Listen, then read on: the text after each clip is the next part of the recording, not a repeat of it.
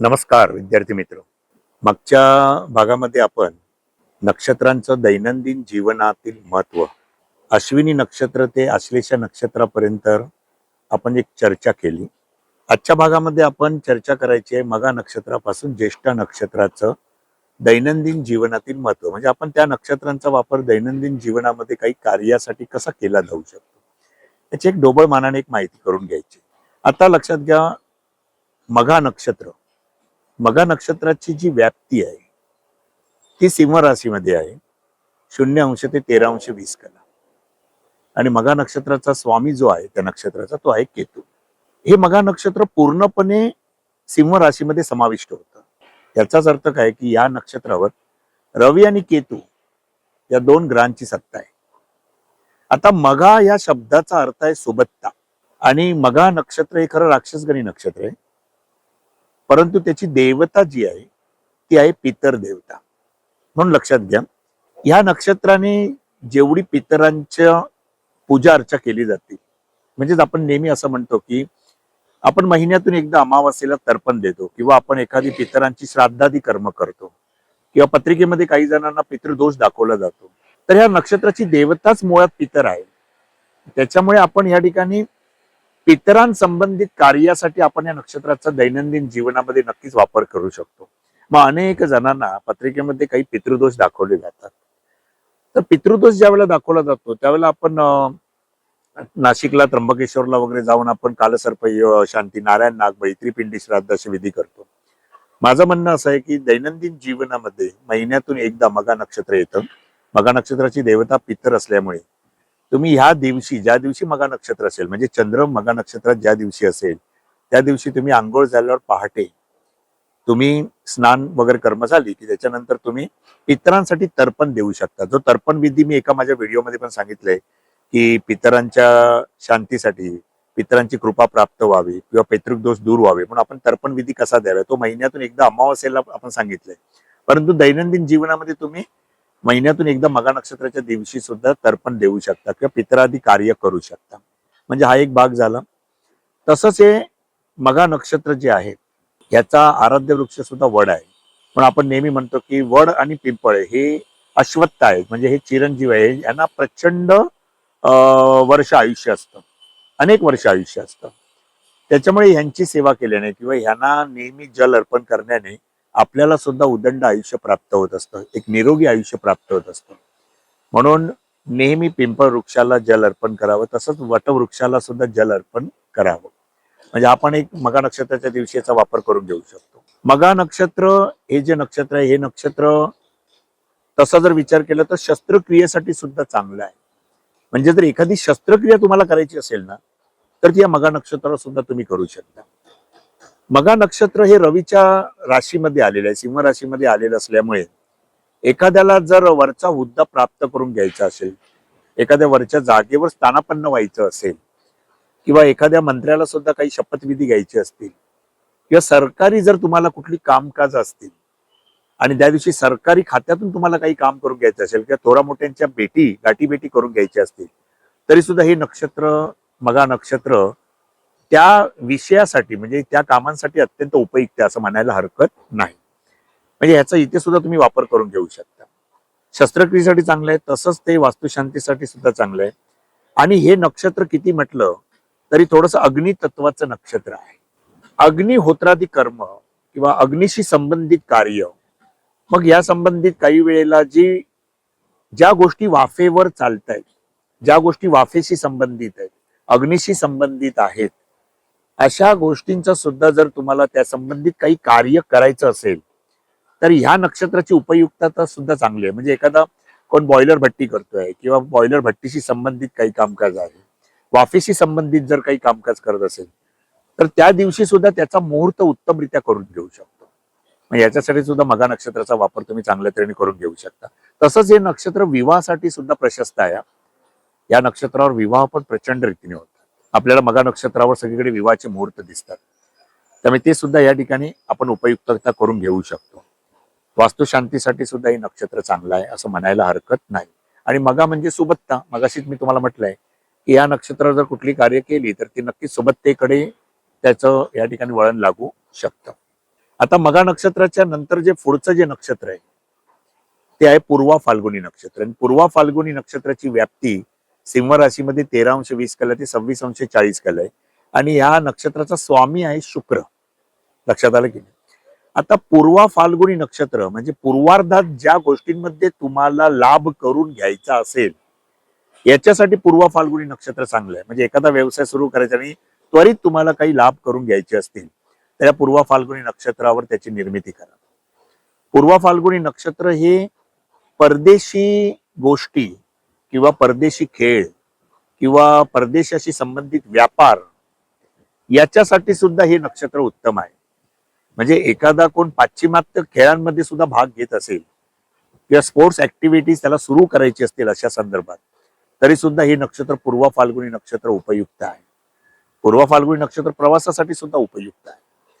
आणि मेन म्हणजे पूर्व फाल्गुनी नक्षत्राचे वर दान जर आपण जर काय सांगितलं असेल दान तर ते आहे अन्नदान.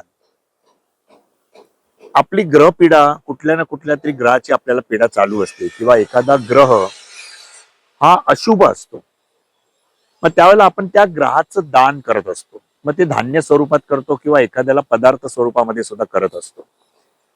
जर कोणाला अन्नदान करायचं असेल तर महिन्यातून ज्या वेळेला पूर्वा फाल्गुनी नक्षत्र येतं तर त्याने या पूर्वा फाल्गुनी नक्षत्रावर नक्कीच अन्नदान करावं. ज्या ठिकाणी नेहमी अन्नदान केलं जातं मग या ठिकाणी मंदिरं असतील, वृद्धाश्रम असतील, अनाथाश्रम असतील अशा ठिकाणी जर तुम्हाला खरंच अन्नदान कोणाच्या नावाने करायचं असेल तर पूर्वा फाल्गुनी नक्षत्रावर तुम्ही अन्नदानासाठी हे नक्षत्र अत्यंत उपयुक्त आहे. म्हणजे अन्नदान केल्याने तुमची ग्रहपीडा सुद्धा दूर होऊ शकते. म्हणजे थोडक्यात सांगायचं म्हणजे जो ग्रह तुम्हाला सध्या अशुभ असेल त्या ग्रहाचं जे धान्य जे दान स्वरूपात सांगितलं असेल ते दान सुद्धा तुम्ही एखाद्या अन्नदान जो कोण करत असेल त्या ठिकाणी तुम्ही ते दान करू शकता. पूर्वा फाल्गुनी नक्षत्राच्या नंतरचं पुढचं नक्षत्र जे आहे ते आहे उत्तरा फाल्गुनी नक्षत्र. आता हे उत्तरा फाल्गुनी नक्षत्र सिंह राशीमध्ये सुद्धा येतं. सिंह राशीमध्ये याची व्याप्ती 26°40 ते 30° आहे. म्हणजेच त्याचं पहिलं चरण हे सिंह राशीमध्ये येतं आणि त्याचे उरलेले 3 चरण हे कन्या राशीमध्ये समाविष्ट होतात 0° ते 10° आता ह्या ठिकाणी उत्तरा फाल्गुनी नक्षत्र जे आहे उत्तरा फाल्गुनी नक्षत्राचा स्वामी आहे रवी. आणि काही वेळेला हे रवीच्या राशीमध्ये पण येते सिंह राशीमध्ये आणि कन्या राशीमध्ये बुधाच्या राशीमध्ये पण येते. परंतु उत्तरा फाल्गुनी नक्षत्र हे नक्षत्र अत्यंत शुभ नक्षत्र सुद्धा मानलं जातं.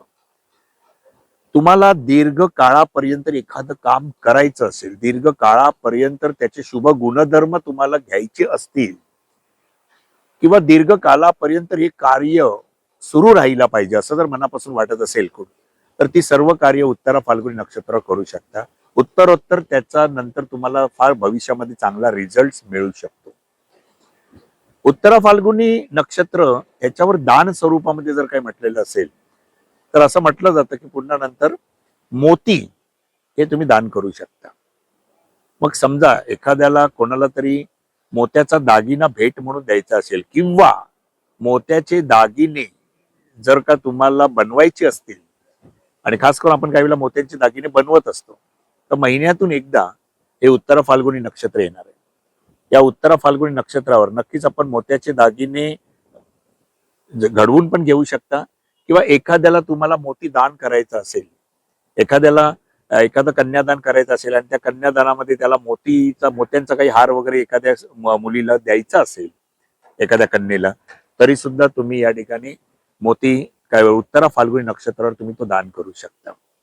म्हणजे घेणाराही सुखावतो आणि देणाराही सुखावतो असं म्हणायला हरकत नाही. उत्तरा फाल्गुनी नक्षत्र हे रवीचं नक्षत्र आहे.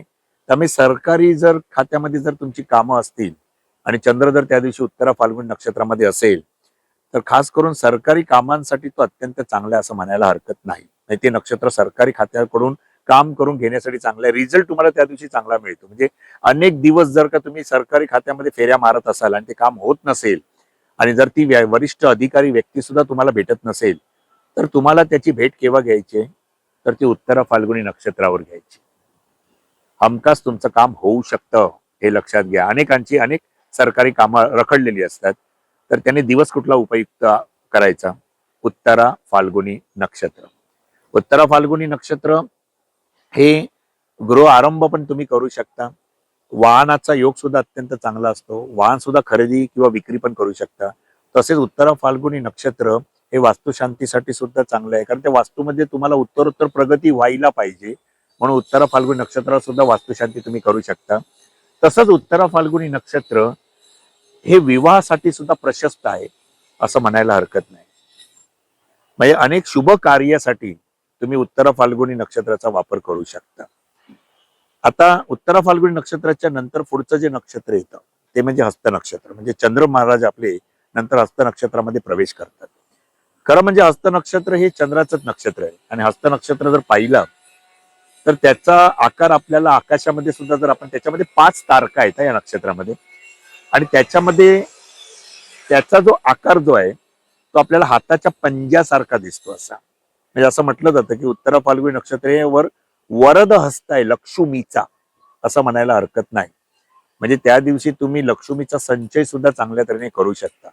किंवा खास करून उत्तरा फाल्गुन नक्षत्रावर जर तुम्हाला अचानक जर कुठून धनसंपत्ती प्राप्त झाली, म्हणजे एखादा धनलाभ होत असेल त्या दिवशी, विशिष्ट लाभ होतोच, नक्कीच होतो, तर त्या दिवशी जी धनप्राप्ती झालेली आहे त्यातली काही रक्कम तुम्ही नक्कीच कुठेतरी गुंतवू शकता. आज गुंतवलेली रक्कम भविष्यामध्ये त्याची दाम दुप्पट चांगल्या रीतीने रिटर्न्स मिळू शकतात. म्हणजे हा पण एक फायदा हस्त नक्षत्रावर आहे असं म्हणायला हरकत नाही. हस्त नक्षत्र प्रवासासाठी चांगलं आहे. आणि लक्षात घ्या, खास करून आपण बऱ्याच वेळेला एखाद्या तीर्थयात्रेला जात असतो, तीर्थयात्रेचे प्रवास करत असतो. खास करून हे तीर्थयात्रेच्या प्रवासासाठी चांगलं आहे. म्हणजे समजा आता एखादा व्यक्ती अक्कलकोटला पदयात्रा करत असतील किंवा शिर्डीला पदयात्रा करत असतील, तर पदयात्रा यशस्वी व्हावी, लाभदायी व्हावी, मग आपण त्याचा मुहूर्त हस्त नक्षत्रावर घेऊ शकतो. म्हणजे आपण जर कुठलीही तीर्थयात्रा हस्त नक्षत्रावर प्रवासाला सुरुवात केली, लक्षात घ्या, तर ती यात्रा उत्तमरित्या यशदायी आणि लाभदायी होऊ शकते. कुठल्याही अडचणी तिकडे येत नाहीत. म्हणजे हा पण एक हस्त नक्षत्राचा फायदा. आणि हस्त नक्षत्र हे शुभ नक्षत्र आहे. अनेक शुभ कार्य तुम्ही यावर करू शकता. आता हे प्रवासासाठी चांगलं आहे, म्हणजे वाहन आरंभ पण करू शकता, वाहन खरेदी विक्री सुद्धा करू शकता. तसंच हे नक्षत्र वास्तू आरंभ करण्यासाठी सुद्धा चांगलं आहे, कुठलाही नवीन व्यवसाय करण्यासाठी सुद्धा चांगलं आहे. आणि या नक्षत्रावर विवाह सुद्धा चांगल्या तऱ्हेने होत असतात. म्हणजे विवाहासाठी हे नक्षत्र प्रशस्त आहे असं म्हणायला हरकत नाही. आता हस्त नक्षत्रावर सुद्धा तुम्ही अन्नदान करू शकता. अन्नदानासाठी हे नक्षत्र सुद्धा अत्यंत लाभदायी आहे. म्हणजेच या नक्षत्रावर जर का आपण अन्नदान केलं कुठे, किंवा कोणालाही जर आपण काही गरीबाला जर काही आर्थिक सहाय्य सुद्धा केलं, तरी सुद्धा तुम्हाला या ठिकाणी भविष्यामध्ये चांगला पुण्याचा संचय होतो असं म्हणायला हरकत नाही. हस्त नक्षत्राचा हा पण एक चांगला फायदा आहे. म्हणजे महिन्यातून एकदा, लक्षात घ्या, ज्यावेळी चंद्र हस्त नक्षत्रात असतो तर महिन्यातून आपण त्याचा वापर कसा करू शकतो, तर तुम्हाला मिळालेली एखादी रक्कम ही नक्कीच तुम्ही कुठेतरी रक्कम ती गुंतवू शकता. त्या दिवशी एखादा मनुष्य शेअर मार्केटमध्ये सुद्धा समजा काम करत असेल आणि चंद्र हस्त नक्षत्र म्हणजे तो स्वतःच्याच नक्षत्रामध्ये आहे, चंद्राचंच नक्षत्र आहे हस्त नक्षत्र, तर शेअर मार्केटमध्ये जी कोण व्यक्ती काम करत असतील, इन्व्हेस्टमेंट करत असतील, तर हस्त नक्षत्रावर नक्कीच इन्व्हेस्टमेंट करा. भविष्यामध्ये त्याचे रिटर्न्स हे तुम्हाला चांगले मिळू शकतात. हस्त नक्षत्र चंद्रातच असल्यामुळे जर का एखाद्याला चंद्राच्या रिलेशन मध्ये काही कामं करायची असतील व्यापारासंबंधित, चंद्र लिक्विडचा कारक असं म्हटलंय ना, जलाचा कारक आहे, लिक्विडशी संबंधित, मग दूध, कोल्ड्रिंक्स किंवा पाण्याशी संबंधित जर कोण व्यापार करत असेल, तर त्या व्यापारासाठी तो दिवस अत्यंत मस्त आहे, अगदी असं म्हणायला हरकत नाही. फार छान मुहूर्त मिळू शकतो. म्हणजे त्या व्यापाराची सुरुवात तुम्ही हस्त नक्षत्रावर करा, वरद हस्तचा या नक्षत्रावर लक्ष्मीचा, म्हणजे भविष्यामध्ये तुमच्या व्यापारामध्ये चांगली भरभराट होऊ शकते. हस्त नक्षत्राच्या नंतर पुढचं जे नक्षत्र येतं ते म्हणजे चित्रा नक्षत्र. चित्रा नक्षत्र हे खरं फार सुंदर नक्षत्र असं म्हणायला हरकत नाही, कारण त्याची देवताच ही खरी म्हणजे विश्वकर्मा आहे. विश्वकर्मा म्हणजे ज्याने सृष्टीची रचना केली. एखाद्या कुठल्याही कार्यक्रमाची तुम्हाला रचना करायची असेल, एखाद्या वास्तूची रचना करायची असेल, कळलं की नाही? एखादी वास्तू तुम्हाला बनवायची असेल, एखादा व्यक्ती म्हणतो मला गावी घर बनवायचं आहे, ते घर कसं असलं पाहिजे, त्याची रचना कशी असली पाहिजे, किंवा एखादी भव्य दिव्य तुम्हाला इमारत रचायची असेल, तर तो विश्वकर्मा आहे, याची देवताच विश्वकर्मा असल्या कारणाने ज्या गोष्टींमध्ये उत्तम रचना केली जाते, तर त्या गोष्टी सर्व आपण महिन्यातून एकदा ज्यावेळेला चंद्र चित्रा नक्षत्रामध्ये असतो ज्या दिवशी, त्या दिवशी कार्य तुम्ही नक्कीच करू शकता. म्हणजे एखादा आर्किटेक्चर असेल आणि एखादा प्लॅन त्याला बनवायचा असेल, लक्षात आलं की नाही, तर तो मुहूर्त कुठला, तर तो चित्रा नक्षत्र. आणि चित्रा नक्षत्राचा स्वामी पण कोण आहे? मंगळ. आणि मंगळ कोण आहे? भूमीचा कारक. म्हणजे वास्तू संबंधित जर काय कार्य करत असाल, एखाद्या घरामध्ये इंटेरियर आपल्याला काही बनवायचं असेल, आपण एखादी वास्तू घेतो ना, त्या वास्तूमध्ये घेतल्याच्या नंतर छान इंटेरियर असावं असं काय वाटतं, आपली वास्तू छान सुशोभित असावी असं वाटत असतं. याच्यासाठी जर तुम्हाला त्याची रचना करायची असेल घराची इंटेरियरची, तर तुम्ही इंटेरियर डिझायनरला त्या दिवशी मुहूर्त करायला सांगा चित्रा नक्षत्रावर. फार उत्तमरित्या तुम्हाला याचे रिझल्ट फार लाभदायी मिळू शकतील. वास्तूचे सौदे सुद्धा तुम्ही करू शकता. एखाद्याला भूमीविषयी सौदा करायचा असेल समजा, तर त्याचा सुद्धा व्यवहार तुम्ही या चित्रा नक्षत्रावर करू शकता. आणि खास करून असं पण म्हटलेलं आहे की चित्रा नक्षत्राच्या ज्या व्यक्ती असतात, खास करून लक्षात घ्या, शॉपिंग करायची आवड पुरुषांपेक्षाही स्त्रियांना जास्ती असते. कधी तुम्ही चित्रा नक्षत्राची जर स्त्री पाहिलीत ना, आता चित्रा नक्षत्र कन्या राशीमध्ये पण येतं आणि तुळ राशीमध्ये पण येतं, शुक्राच्या राशीमध्ये. पण खास करून तुळ रास आणि चित्रा नक्षत्र, कारण तुळ रास शुक्राची आहे आणि शुक्र हा कलाकार आहे असं म्हणायला हरकत नाही. शुक्र कलाकार आहे, शुक्राला सगळ्या ऐहिक गोष्टींची आवड आहे, तो ऐश्वर्याचा पण कारक आहे. आणि खास करून ज्या स्त्रीचं तुळ रास आणि चित्रा नक्षत्र असेल, तर तुम्ही नक्की त्या स्त्रीकडे एखादा विशेष गुण अनुभवाल की त्या स्त्रीला ना प्रचंड शॉपिंग करायची आवड असते. म्हणजे तिला जर तुम्ही विचारलं की तुझा छंद काय, तर ती मध्ये मला शॉपिंग करायला प्रचंड आवडतं. म्हणजे तुम्ही तिला सांगितलं की चल आता आपण संध्याकाळी शॉपिंग करायला जाऊया, ती जरी थकून भागून आली असेल तरी सुद्धा शॉपिंग हा शब्द जर तुम्ही ऐकला तर ती म्हणेल चला मी आता तयार आहे. हा त्यांना छंद असतो असं म्हणायला हरकत नाही. तुम्ही अनुभव घेऊन बघा ज्यांचं तुळस आणि चित्रा नक्षत्र असेल. माझ्या अनुभवात असं आलंय की चित्रा नक्षत्राचे जे व्यक्ती आहेत एकाच दिवशी 4दा कपडे बदलतात. हो, त्यांना फार आवड आहे, कारण ते शुक्राचं कारण तूर राशी शुक्राची आहे आणि चित्रा नक्षत्र म्हणजे विश्वकर्माचं आहे, त्याने याची रचना केलेली आहे सुंदर. तर त्याला सुद्धा असं वाटतं की मी सुद्धा छान राहावं. म्हणून चित्रा नक्षत्राच्या ज्या व्यक्ती आहेत ना, या नेहमी तुम्हाला ना नेहमी चिर तरुण दिसतात. म्हणजे काही स्त्रियांचं वय हे खरं म्हणजे आपण त्यांचं वय ओळखू शकत नाही, आणि खरं म्हणजे स्त्रियांना कधी वय विचारू नये आणि पुरुषांना पगार कधी विचारू नये असं म्हटलं जातं. तर तुम्ही कधीतरी लक्सची किंवा याची ऍड जर तुम्ही कधी पाहिली असेल, लक्सची ऍड दाखवतात ना त्याच्या, संतूरची ऍड, बरोबर आहे, संतूरची ऍड मध्ये बघा तुम्ही पाहिजे तर तिची मम्मी डान्स करत असते, त्या मुलीची मम्मी नृत्य करत असते व्यासपीठावर, आणि एखादा तो समोर एक युवक दाखवलेला आहे, त्या युवकाला वाटतं काय किती सुंदर तरुणी आहे आणि किती सुंदर डान्स करते, आणि तो कळत नकळत तिच्या थोडा वेळ तरी प्रेमात पडतो. आणि नंतर मग तुम्ही पाहता संतूरच्या ऍडमध्ये ती मम्मी नंतर मुलगी धावत येते आणि मम्मी म्हणून तिला म्हणते, तेव्हा तो मुलगा जरा थोडा थबकतो आणि म्हणतो की अरे तुम्ही सॉरी या तुमचं लग्न झालंय की, त्याला तिला प्रपोज करावं असं वाटत असतं. पण नंतर कळतं की अरे बापरे हिला तर एक मुलगी आहे 8-10 वर्षाची. म्हणजे त्याला तर असं वाटत होतं ही मुलगी आता जणू काही 25 वर्षाची आहे, पण खरी ती 40 इयर्स पर्यंत असते. म्हणजे चित्रा नक्षत्राच्या व्यक्ती जसा आपला एक लहानपणीचा बालपणीचा फोटो असतो, तो चित्र आपला बालपणीचा फोटो आपला कधीच, आपण जरी वयोवृद्ध झालो तरी तो फोटो तसाच असतो, चिरतरुणच असतो. तसंच या व्यक्ती सुद्धा यांना मिळालेले एक वरदान आहे असं म्हणायला हरकत नाही. चित्रा नक्षत्राच्या व्यक्ती पहा, त्यांचं वय तुम्ही ओळखू शकत नाही, त्या वयापेक्षा नेहमी लहान दिसतात. म्हणून चित्रा नक्षत्रावर तुम्ही शॉपिंग सुद्धा उत्तमरित्या करू शकता. म्हणजे आजकाल हा व्हिडिओ बघणाऱ्या जो कोण अनेक स्त्रिया असतील, तर त्यांनी लक्षात ठेवा, आपल्याला महिन्यातून शॉपिंगला एकदा जायचं असेल तर तो दिवस कुठला निवडायचा, तर तो दिवस निवडायचा चित्रा नक्षत्रावर. उत्तमरित्या शॉपिंग होऊ शकते. आणि पुरुष मंडळी त्या दिवशी आपलं क्रेडिट कार्ड जपून ठेवावं, कारण प्रचंड शॉपिंग होणार. त्यामुळे ही गोष्ट स्त्रियांसाठी लाभदायी आहे, कदाचित पुरुषांसाठी ती लाभदायी होऊ शकणार नाही, असं होऊ शकतं. एक गंमत करतोय. तर चित्रा नक्षत्रावर आपण याचा वापर नक्कीच करू शकतो. चित्रा नक्षत्रावर सुद्धा तुम्ही मोती दान करू शकता, कारण त्याचा आकाशामध्ये जर पाहिलं ना तर त्याचा आकार सुद्धा एखाद्या मोत्यासारखा चमकताना दिसतो त्या नक्षत्राचा. या नक्षत्रावर सुद्धा तुम्ही ज्वेलरी पण तुम्ही या ठिकाणी जर एखाद्याला ज्वेलरी घडवायची असेल किंवा ज्वेलरी परचेस करायची असेल, चांगले कपडे घ्यायचे असतील तर चित्रा नक्षत्राचा मुहूर्त अत्यंत चांगले असं म्हणायला हरकत नाही. तर चित्रा नक्षत्राच्या पुढचं जे नक्षत्र आहे ते म्हणजे स्वाती नक्षत्र. नक्षत्र मालिकेतलं हे पण एक शुभ नक्षत्र असं म्हणायला हरकत नाही. ही पण चंद्राची एक आवडती प्रेयसी आहे असं सुद्धा म्हणायला हरकत नाही. जे आपण पहिल्या भागामध्ये पाहिलं होतं, चंद्राची आवडती प्रेयसी कुठली, रोहिणी. तर ती म्हणजे रोहिणी. बरोबर आहे. बरोबर.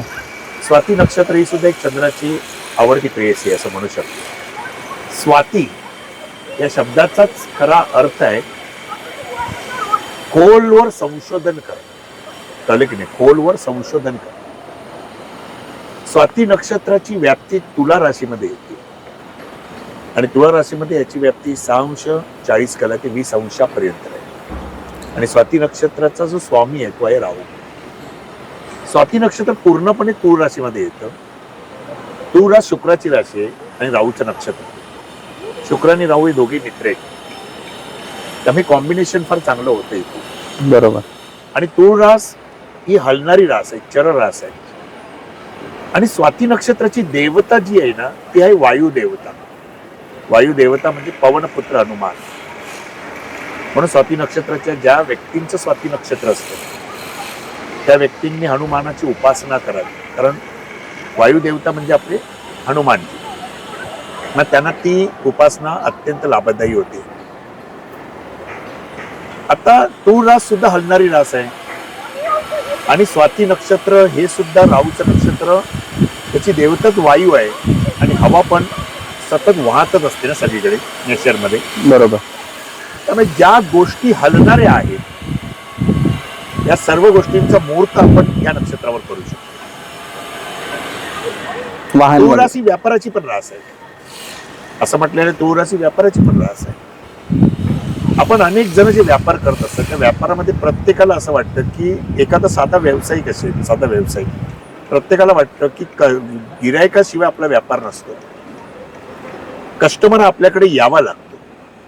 बरोबर की नाही? म्हणजेच कस्टमर हा हलणारा असू शकतो. बरोबर. कस्टमर यायला पाहिजे तेव्हाच तो धंदा होतो ना. बरोबर. व्यवसाय. त्यामुळे या ठिकाणी ज्या गोष्टी व्यापारासाठी, ज्या गोष्टींमध्ये प्रचंड गिरायकांची आवश्यकताच आहे, रिटेल बिझनेस. रिटेल बिझनेस पण कुठलाही बिझनेस मध्ये गिरायकांची खरी आवश्यकताच असते, त्याचे व्यवसाय होऊ शकत नाही. अनेक व्यवसायासाठी हे नक्षत्र अत्यंत लाभदायी आहे. लक्षात आलं की नाही? आणि जिथे रिटेल कस्टमर नेहमीचा आहे, जिथे नेहमी कस्टमर यायला पाहिजे दुकानात, ते सर्व व्यापार आपण स्वाती नक्षत्रावर सुरू करू शकतो. स्वाती नक्षत्र प्रवासासाठी फार चांगलं आहे. लक्षात आलं की? त्यामुळे ज्या व्यक्ती टूर्स अँड ट्रॅव्हल सुरू करू इच्छित असतील तर साधं उदाहरण घ्या. आजकाल ओला आणि उबेर सुद्धा काही जण स्वतःची गाडी घेऊन ओला आणि उबेर कंपनीला लावतात आणि ते स्वतः त्याच्यावर ड्रायव्हिंग करून आपलं अर्थार्जन कमवत असतात महिन्याभरात.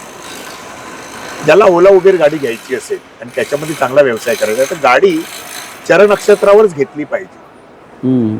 आता ओला उबेर जर घेतली आणि तुम्हाला या ठिकाणी प्रवासाशी संबंधितच व्यवसाय येणार आहे तो, त्यामुळे जर स्वाती नक्षत्रावर जर ह्याच्यावर आरंभ केला तर नक्कीच तुम्ही महिन्याला एक चांगला इन्कम करू शकता.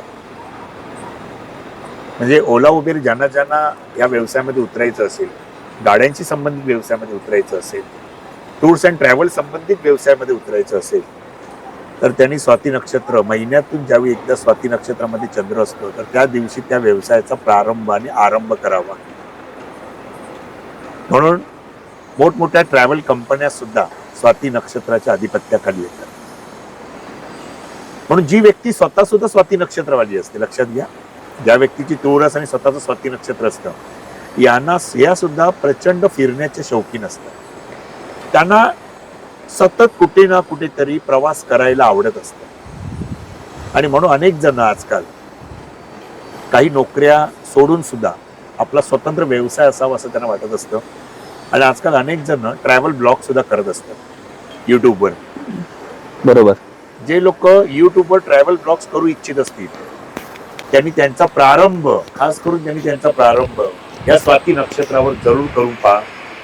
तुमच्या चॅनलला प्रचंड चांगली प्रसिद्धी मिळू शकते. स्वाती नक्षत्राचा दुसरा एक विशिष्ट आणि चांगला गुणधर्म म्हणजे शुभ गुणधर्म म्हणजे हे नक्षत्र विवाहासाठी प्रशस्त आहे. या नक्षत्रावर जर का तुम्ही विवाह केला आणि कोणी आपल्या कन्येचं कन्यादान केलं विवाहाच्या दिवशी, तर स्वाती नक्षत्रावर जर तुम्ही आपल्या कन्येचं दान केलात, कन्यादान जर केलात, तर लक्षात घ्या तुमची कन्या ही कधीच पुन्हा आपल्या नवऱ्यापासून विभक्त होऊ शकत नाही. हो.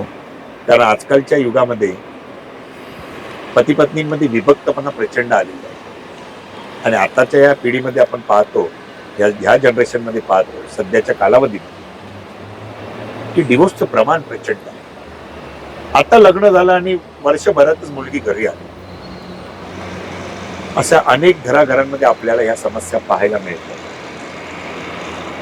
स्वाती नक्षत्रावर जरूर आपल्या कन्येचं दान करा आणि निश्चिंत राहा.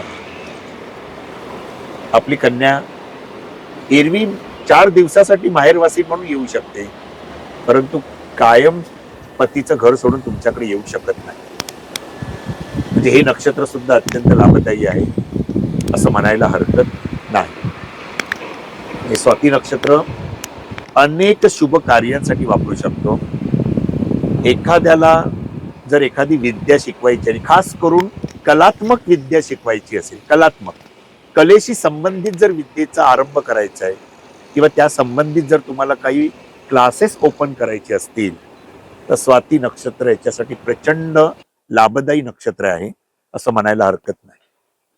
म्हणजे जर तुम्हाला एखादे नृत्याचे क्लासेस सुद्धा सुरू करायचे असतील, संगीता संबंधित क्लासेस सुरू करायचे असतील, म्हणजे शुक्राशी संबंधित जर काही कामं तुम्हाला करायची असतील, तर त्या क्लासेसची सुरुवात सुद्धा तुम्ही या नक्षत्रात करू शकता.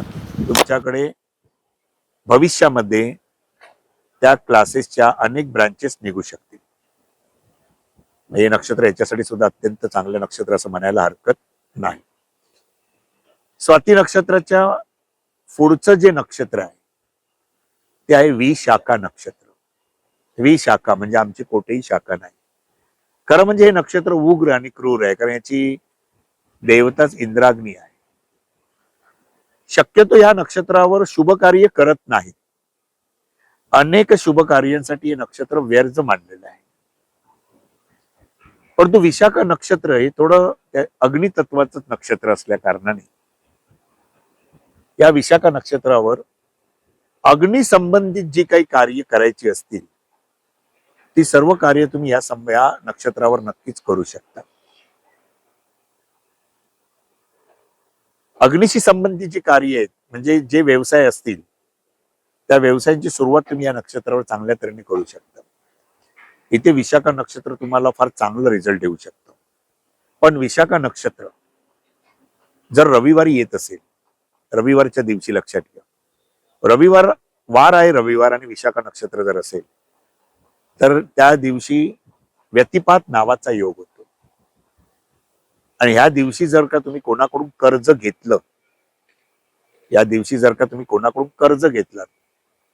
तर ते कर्जाची परतफेड करताना फार समस्या येऊ शकतात. उलट कर्ज वाढतच जाईल आणि व्यतिपात योग म्हणजे नको तो ताप तुमच्या डोक्याला होऊन बसेल. म्हणून शक्यतो या नक्षत्रावर कोणाकडूनही उदारी उसनवारी करून घेऊ नका. आणि या नक्षत्रावर जर का समजा आता एखाद्याने तुम्हाला सहजगत्या असा अनाहूतपणे प्रश्न विचारला किंवा त्याने आपलं म्हणणं मांडलंय तुमच्या समोर की मला माझा एक क्लास आहे किंवा माझा हॉटेलची एक ब्रांच फार सुंदर चालू आहे, मला अजून दुसरी ब्रांच ओपन करायची आहे, क्लासची दुसरी बॅच ओपन करायची आहे, तर त्याने प्रश्न विचारला आणि त्याने सांगितलं की मी दुसऱ्या संततीसाठी अजून प्रयत्न करतो आहे, तर मला दुसऱ्या संततीचा योग आहे का? विशाखा नक्षत्रावर जर का त्याने आपल्याला प्रश्न विचारला असेल, तर आमची कोठेही शाखा नाही असा त्याचा अर्थ आहे. तर लक्षात घ्या, या ठिकाणी उत्तर तुम्हाला नकारात्मक येऊ शकतं. म्हणजे ना तुमची दुसरी ब्रांच होणार, ना दुसरी क्लासची बॅच ओपन होणार, किंवा ना तुम्हाला दुसऱ्या संततीचा योग निर्माण होणार.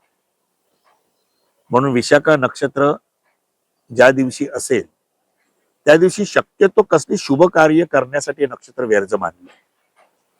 मग ह्या दिवशी फक्त एवढंच लक्षात ठेवायचं की आज आपल्याला कोणाकडून चुकून सुद्धा उदारी उसनवारी करायची नाहीये. महिन्याभरामध्ये आपण नक्कीच ही गोष्ट करू शकतो. कळलं की नाही? किंवा कुठल्याही स्कीम मध्ये आपण सहभागी व्हायचं नाही. शक्यतो तो दिवस तुम्ही व्यर्थ ठेवा. अन्यथा तुम्हाला पुढे जाऊन काही दिवसात कळेल की मी कुठल्या मुहूर्तावर हे कार्य सुरू केलं, नको त्या गोष्टींमध्ये प्रचंड या कार्यात अडचणी येत आहेत. आपण म्हणतो ना, कुठल्या माझ्या या कार्यामध्ये प्रचंड अडचणी आल्या. तर विशाखा नक्षत्र महिन्यातून ज्या दिवशी येत त्या दिवशी फक्त आपल्याला ही खबरदारी घ्यायची आहे. विशाखा नक्षत्राच्या पुढचं जे नक्षत्र आहे ते नक्षत्र आहे अनुराधा. विशाखा नक्षत्राला राधेय म्हटलेलं आहे नक्षत्र. राधेचं अनुकरण करणारी म्हणजे त्याच्या पुढचं नक्षत्र आहे अनुराधा, राधेचं अनुकरण करणार. पण अनुराधा नक्षत्र हे एक शुभ नक्षत्र आहे आणि या नक्षत्राचा स्वामी आहे शनी. शनी संचय करतो. अनुराधा नक्षत्र ज्या दिवशी असेल महिन्यातून एकदा लक्षात ठेवा. जसं मी तुम्हाला अश्विनी नक्षत्राच्या वेळेला सांगितलं होतं की तुम्ही जर कुठलं कर्ज घेतलं असेल, मग ते व्यवसायासाठी असेल, तुमच्या घरासाठी असेल, वास्तूसाठी असेल, किंवा कुठल्या एखाद्या कार्यासाठी जर तुम्ही एखादं कर्ज घेतलं असेल, तर अश्विनी नक्षत्रावर जर का कर्जाची परतफेड करायला सुरुवात केली तर लवकरात लवकर ते कर्ज रिपेमेंट केलं जातं. तसंच आता दुसरं नक्षत्र आहे नक्षत्र मालिकेतलं, ते म्हणजे अनुराधा नक्षत्र. अनुराधा नक्षत्र महिन्यातून एकदा येणार, चंद्र अनुराधा नक्षत्रात असणार. त्या दिवशी नक्कीच जर तुम्हाला असं वाटत असेल मनापासून की मला माझ्या कर्जाची लवकरात लवकर परतफेड करायची आहे, जरी तुमचं इन्स्टॉलमेंट त्या दिवशी नसेल तरी सुद्धा अनुराधा नक्षत्रावर तुम्ही कर्जाची परतफेड करायला सुरुवात करा. लवकरात लवकर तुम्हाला कळेल की आपलं कर्ज उतरत चाललेलं आहे आणि लवकरच आपण रिपेमेंट केलेलं आहे. म्हणजे हा एक फायदा अनुराधा नक्षत्रावर आपल्याला फार चांगल्या तऱ्हेने पाहायला मिळतो. अनुराधा नक्षत्र व्यवसायासाठी सुद्धा चांगलं आहे, वाहन आरंभ करण्यासाठी सुद्धा चांगलं आहे, वाहन खरेदी विक्रीसाठी सुद्धा चांगलं आहे. अनुराधा नक्षत्र विवाहासाठी सुद्धा प्रशस्त नक्षत्र मानलेलं आहे. या दिवशी विवाह केला तर तो विवाह सुद्धा अधिक चांगल्या तऱ्हेने संपन्न होऊ शकतो. अनुराधा नक्षत्राला मैत्रगणी नक्षत्र असं म्हटलेलं आहे. मैत्रगणी नक्षत्र. तुम्हाला एखाद्याशी नव्याने मैत्री करायची असेल, मैत्रीपूर्ण संबंध निर्माण करायचे असतील, एखाद्याशी मैत्री जोडायची असेल, तर या नक्षत्राचा मुहूर्त अत्यंत चांगला आहे. मग एखाद्या प्रियकराला सुद्धा वाटत असेल की आपल्या प्रेयसीला आपण प्रपोज करावं, जसं आपण रोहिणी नक्षत्र याच्या संदर्भात विचार केला होता, तसंच अनुराधा नक्षत्रावर सुद्धा तुम्ही प्रपोज करू शकता. एखाद्याशी उत्तमरित्या मैत्रीचे संबंध निर्माण होऊ शकतात. म्हणजे हा पण एक भाग अत्यंत चांगला आहे. महिन्याभरातून तुम्ही या नक्षत्राची निवड करू शकता. आर्थिक संचय तुम्ही या दिवशी करू शकता. डे बाय डे तुमची लक्ष्मी वाढत जाते. कारण अनुराधा नक्षत्र हे सुद्धा लक्ष्मीप्रद नक्षत्र आहे असं मानलं जातं. अनुराधा नक्षत्राची दान जे आपण जे सांगितलेलं आहे, मग ते तुम्ही शय्या दान पण सांगितलेलं आहे, कंबळ आहे, बेडशीट्स आहेत. जर समजा तुम्हाला दान स्वरूपात जर का द्यायचं असेल एखाद्या वृद्धाश्रमामध्ये, अनाथ आश्रमामध्ये, जर तुम्हाला काही ठिकाणी असं वाटतं की मला दान स्वरूपात द्यायचं आणि ते दान मला सत्कर्मी दान द्यायचंय, सत्पात्री दान द्यायचंय, तर एखादा अनाथ आश्रम आहे, वृद्धाश्रम आहे, एखादे भक्त निवास बांधतात कोण नाही कोण सगळे, तर अशा तीर्थक्षेत्री सुद्धा तुम्ही कंबळ पण दान करू शकता, बेड दान करू शकता, बेडशीट तुम्ही दान करू शकता. महिन्याभरातून हे नक्षत्र एकदा नक्की येणार आणि तुम्हाला या संदर्भातलं जर दान करायचं असेल तर हा दिवस अत्यंत प्रशस्त दिवस मानला जातो. म्हणजे तुम्ही केलेलं दान हे एक महादान होऊ शकतं आणि भविष्यामध्ये तुम्हाला कळेल की मी ह्या नक्षत्रावर दान केलं. दान करणाऱ्याला कधीच कमी होत नसतं, उलट त्याचा पुण्याचा संचय होत असतो. उलट भविष्यामध्ये तुमची भरभराट झालेली पाहायला मिळू शकते. जी कोण व्यक्ती अनुराधा नक्षत्राची असते आणि अनुराधा नक्षत्राच्या व्यक्तीने सुद्धा जर एखाद्याला उधारी जर पैसे दिले किंवा तुम्ही अनुराधा नक्षत्र ज्या व्यक्तीचं असेल, एखादी श्रीमंत व्यक्ती आणि अनुराधा नक्षत्र आहे त्याचं, आणि अनुराधा नक्षत्राच्या व्यक्तीकडून जर तुम्ही तुमच्या व्यवसायासाठी इन्व्हेस्टर. इन्व्हेस्टर म्हणून तुम्ही त्याला घेतलात तुमच्या व्यवसायामध्ये, तर त्याच्याकडून काही उसनवारी जर रक्कम घेतली आणि तुम्ही व्यवसायाला सुरुवात केली, आगामी काही वर्षांमध्ये तुम्हाला कळून येईल, कर्ज तर परतफेड केलातच तुम्ही, परंतु तुमच्या व्यवसायाची प्रचंड भरभराट झाली. हा एक फायदा तुम्हाला मिळू शकतो. म्हणजे जर का तुम्हाला तुमच्या व्यवसायामध्ये एखादा भागीदार घ्यायचा असेल, इन्व्हेस्टर घ्यायचा असेल आणि त्याच्याशी काही मीटिंग्स करायचे असतील, तर अनुराधा नक्षत्र सुद्धा तुमच्यासाठी तो दिवस लाभदायी होऊ शकतो. आता अनुराधा नक्षत्राच्या नंतर पुढचं जे नक्षत्र आहे ते म्हणजे ज्येष्ठा नक्षत्र. ज्येष्ठा नक्षत्र म्हणजे या ज्येष्ठा या शब्दातच सगळं महत्व आहे. ज्येष्ठ पद भूषवणार. समाजामध्ये किंवा ऑफिसच्या ठिकाणी, कार्यालयाच्या ठिकाणी जर तुम्हाला एखाद्या ज्येष्ठ पदावर जायचं असेल, समजा एखाद्या ज्येष्ठ पदावर जर का तुम्हाला जायचं असेल, तर ज्येष्ठ नक्षत्राचा मुहूर्त अत्यंत चांगला आहे. त्या दिवशी तुम्ही हमखास वरिष्ठ अधिकाऱ्यांशी सुद्धा मीटिंग्स करू शकता. तुमची मीटिंग नक्कीच सफल होऊ शकते. ज्येष्ठ नक्षत्र हे वृश्चिक राशीमध्ये आहे आणि हे मंगळाचं नक्षत्र आहे. आणि वृश्चिक राशीमध्ये याची व्याप्ती जी आहे ती 16°40 ते 30° आहे.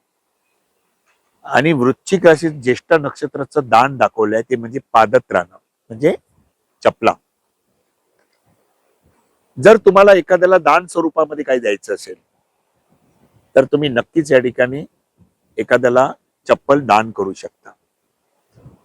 मग आता ती कसं करायचं तर लक्षात घ्या, लेदर जे येतं, लेदर ते शनीच्या अधिपत्याखाली येतं.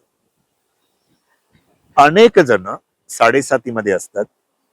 या ना त्या तऱ्हेने 7.5 तुमच्या कामात अनेक विघ्न, अनेक अडचणी येत असतात. कुठलीच कार्य पूर्ण होत नसतात. अनेक कार्यांमध्ये विघ्न येतात. अनेक अडचणींना सामोरं जावं लागतं. अनेक संकटांना सामोरं जावं लागतं.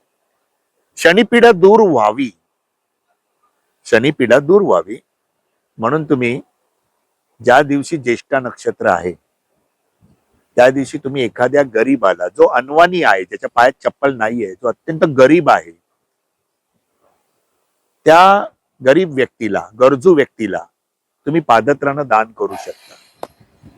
म्हणजे लेदरचं, चामड्याचं एखादं चप्पल तुम्ही त्याच्या पायात त्याला द्या, त्याला दान करा. ती व्यक्ती जशी पायात चप्पल घालून अगदी चांगल्याने चालायला लागली, तुम्हाला कळेल की तुमच्या करिअर सुद्धा किंवा तुमचा व्यवसाय सुद्धा हे उत्तमरित्या आता चांगला मार्गी लागलेला आहे. म्हणजे जे कोण शनीच्या 7.5 असतील त्यांनी ज्येष्ठा नक्षत्रावर एखाद्या गरीबाला, गरजूला चप्पल दान करायला काही एक हरकत नाही. तो अत्यंत चांगला मुहूर्त आहे असं मी म्हणू शकतो. आता पादत्राणं घालणार म्हणजे आपण प्रवास करणार. अनेक जण ट्रेकिंगला जात असतात. अनेक जण नर्मदा परिक्रमा, मानसरोवर यात्रा करत असतात. याच्यामध्ये प्रचंड तुमची मानसिक ताकद पण लागते, शक्ती, शारीरिक शक्ती पण लागते. लक्षात आलं की नाही? मानसिक शक्ती पण लागते आणि शारीरिक शक्ती पण लागते. एखाद्या ट्रेकवर तुम्हाला जायचंय तर तुम्हाला ज्येष्ठा नक्षत्राचा मुहूर्त अत्यंत चांगला आहे. ज्या दिवशी ज्येष्ठा नक्षत्र आहे त्या दिवशी तुम्ही अशा कार्याला प्रारंभ करा. अनुभवाची निश्चिती नक्कीच येईल भविष्यामध्ये, ते कार्य सफल होईल. तुम्हाला एखादं पद घ्यायचं असेल, तुम्हाला एखादं ज्येष्ठ पद स्वीकारायचं असेल, ज्येष्ठ पदावर आरूढ व्हायचं असेल, तर ज्येष्ठ नक्षत्राचा मुहूर्त अत्यंत चांगला आहे. बाकीच्या वेळेला ज्येष्ठ नक्षत्र शुभ कार्यासाठी व्यर्थ केलेलं आहे. म्हणजे ज्येष्ठ नक्षत्र विवाहासाठी अशुभ मानलेलं आहे, कळलं की नाही? वास्तुशांतीसाठी अशुभ मानलेलं आहे. तर जी शुभ कार्य आपण साधारण करतो तर ती कार्य या नक्षत्रावर करू नये. हा, पण ज्येष्ठ नक्षत्र शस्त्रक्रियेसाठी प्रबळ आहे. ज्येष्ठ नक्षत्रावर जर एखादी सर्जरी करायची असेल तर ज्येष्ठ नक्षत्रावर तुम्ही ती सर्जरी करू शकता. सर्जरी यशस्वीरित्या पार पडू शकते. पण ते बुधाचं नक्षत्र Yes. असल्यामुळे रिपिटेशन होऊ शकतं. बुधाचं नक्षत्र असल्यामुळे रिपिटेशन नक्कीच होऊ शकतं तसं. परंतु आता ज्या गोष्टींमध्ये पुन्हा तुम्हाला समजा डोळ्यांची शस्त्रक्रिया करायची आणि मोतीबिंदूचं ऑपरेशन करायचंय, तर एकाच वेळेला दोन्ही डोळ्यांचं करणार नाहीये. तर अगोदर एका डोळ्याचं करतील आणि मग दुसऱ्या डोळ्याचं काही दिवसांनी करतील, महिना 2 महिन्यांनी सुद्धा. ज्या गोष्टींमध्ये शस्त्रक्रिया काही केलं तरी डबल होणार आहे, पुन्हा करावी लागणार आहे, ती ज्येष्ठ नक्षत्रावर तुम्ही करा. त्या ठिकाणी त्याचे रिझल्ट तुम्हाला भविष्यामध्ये नक्की चांगले येऊ शकतात. किंवा सर्कशीमध्ये बघा, एखाद्या प्राण्यांना ट्रेनिंग दिलं जातं. जे हिंस्त्र प्राणी आहेत, त्या हिंस्त्र प्राण्यांना तुम्हाला ट्रेनिंग दिलं जातं. ते ट्रेनिंग तुम्ही ज्येष्ठ नक्षत्रावर करा. मग आजकाल अनेक जण बघा, काही जण अनेक जण डॉग्स वगैरे पाळत असतात घरामध्ये आणि त्यांना ट्रेन करायचं असतं. तर त्याचा आरंभ, त्या ट्रेनिंग तुम्हाला ज्येष्ठ नक्षत्रावर तुम्ही त्या द्या प्राण्यांना. म्हणून सर्कशीतले अनेक प्राणी बघा, सर्कशीमध्ये अनेक प्राणी असतात, त्यांना ट्रेन केलं जातं, पण ते प्राणी हिंस्त्रच आहेत तसे. तर त्यांना तुमच्या अखत्यारीत ठेवायचं असेल तर ज्येष्ठ नक्षत्राचा मुहूर्त अत्यंत चांगला. पण अशा काही विशिष्ट कार्यासाठी ज्येष्ठ नक्षत्रावर तुम्ही ते ट्रेनिंग देऊ शकता. तसंच ज्येष्ठ नक्षत्रावर या ठिकाणी जर का तुम्ही एखाद्यावर दावा दाखल केला, केस एखाद्यावर दावा दाखल करायचा आहे, तुम्हाला कोर्टात केस दाखल करायची, तर तुम्ही ज्येष्ठ नक्षत्रावर करा. दावा दाखल करण्याचा भविष्यामध्ये, जो दावा दाखल करतो त्याचा भविष्यामध्ये नक्कीच विजय संपादन होतो. ज्येष्ठ नक्षत्रावर जसं मी तुम्हाला आश्लेषा नक्षत्र सांगितलं होतं की सापाचं विष प्रचंड मिळू शकतं, तसंच ज्येष्ठ नक्षत्रावर सुद्धा एखादा विष, आपण जे औषधं बनवण्यासाठी सुद्धा विष लागत असतं, सापाचं विष सुद्धा तुम्हाला ज्येष्ठ नक्षत्रावर प्रचंड प्राप्त होऊ शकतं. विंचवाचं विष सुद्धा प्रचंड प्राप्त होऊ शकतं. म्हणून ज्येष्ठ नक्षत्र महिन्यातून ज्या दिवशी असेल चंद्र ज्येष्ठ नक्षत्रात, त्या दिवशी तुम्ही नक्कीच हा प्रयोग करू शकता. खास करून जे हाफकिन वगैरे किंवा अशा ज्या काही मेडिसिन्स बनवणाऱ्या कंपन्या आहेत, त्यांच्यासाठी ज्येष्ठ नक्षत्र अत्यंत प्रबळ असतं.